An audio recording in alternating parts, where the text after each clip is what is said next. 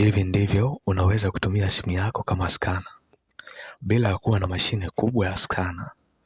Je, unajua kuwa simu yako inaweza kufanya kazi kama skana? Leo nitakuonyesha jinsi ya kuskani nyaraka au document kwa kutumia simu yako bila kuwa na mashine kubwa ya skana. Kama ni mara yako ya kwanza hapa, subscribe na ubonyeze alama ya kengele. Bila kupoteza muda, skana ni nini? Skana ni kifaa cha kubadilisha karatasi kuwa faili la kidigitali kama PDF au picha. Lakini habari njema ni kwamba hauhitaji skana mashine kubwa peke yake kupata faili za PDF au picha. Simu yako pekee inatosha. Hivyo utatumia app bora za simu za kuskani. Mfano app bora za kuskani na bure kutumia ni Camscanner, Microsoft Lens na Adobe Scan. Lakini leo nitakuonyesha app ya Camscanner inapofanya kazi na jinsi ya kusave file. Pakua app iitwayo Camscanner kutoka Play Store, kisha ifungue.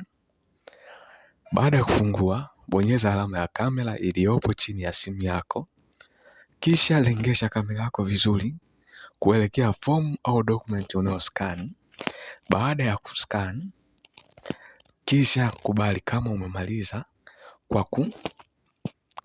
collect angle za pande zote 4 za document yako ambayo una scan. Baada ya kuscan kwa kutumia picha, hivyo isave kwenye simu yako kwa kubonyeza icon ya dot 3 juu yako kulia na kufuatia neno la save to gallery. Baada ya kufanya hivyo, tumia app ya Phoenix kuconvert file lako kuipeleka kwenye mfumo wa document kwa kufuata hatua hizi.